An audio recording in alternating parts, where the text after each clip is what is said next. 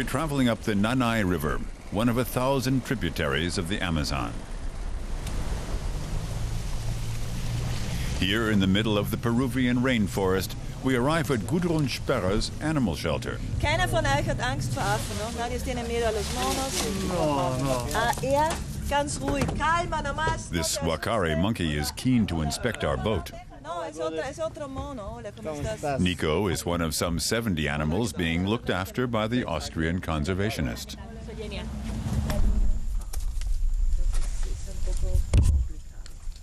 The monkey is a victim of illegal animal trading.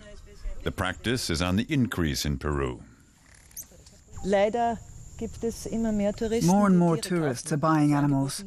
They're offered them and they feel sorry for them, and they don't realize that by paying for them, they're creating a market. They buy the animals and then leave them here. When you ask them where the animal came from, they often say the seller told them he found it alone in the jungle. But that's impossible. To sell a monkey, you have to kill its mother. Sperrer does her best to restore the animals in her care to good health. Most of them are brought here by the Peruvian Customs Office, like this macaw, which was confiscated at Lima Airport. Peru has strict laws banning illegal animal trading, but these are frequently ignored.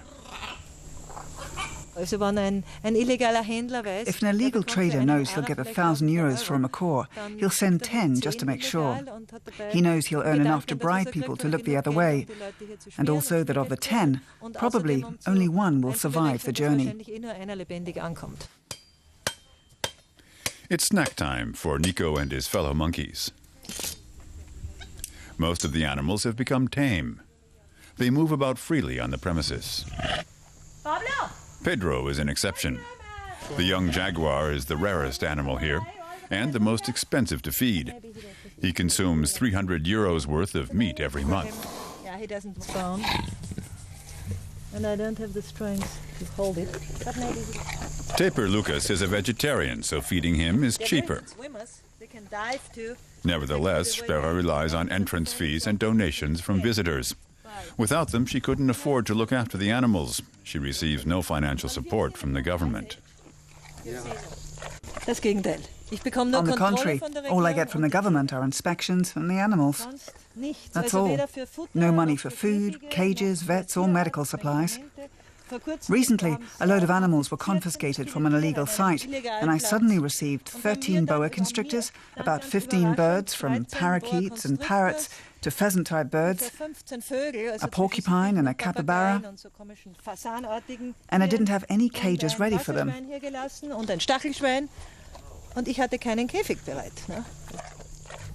This baby sloth was destined to be sold to an overseas buyer.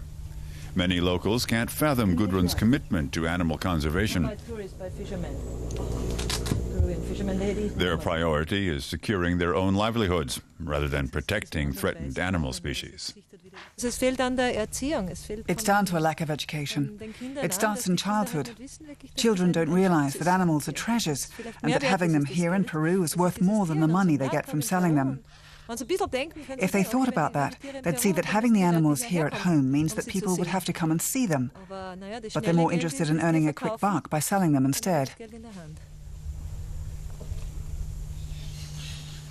It all began in 1995 with this butterfly farm.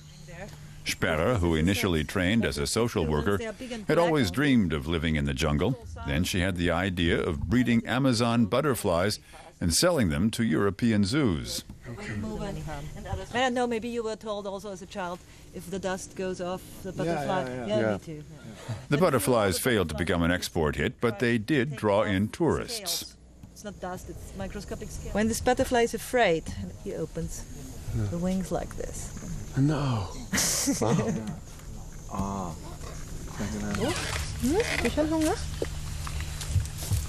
It's time to feed the macaws. Only new arrivals have to stay in their cages. Later, they'll be able to roam the premises freely, but most of the animals in the home are unlikely to ever be able to return to the wild entirely. The problem is they've lost their fear of people. When they hear them, they think they're going to be fed, so they fly over. Then they're captured and sold, and macaws fetch high prices. Or they're cooked, because they're supposed to be tasty.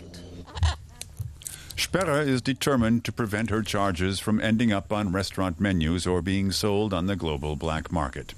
She's even invested her own savings in the animal shelter.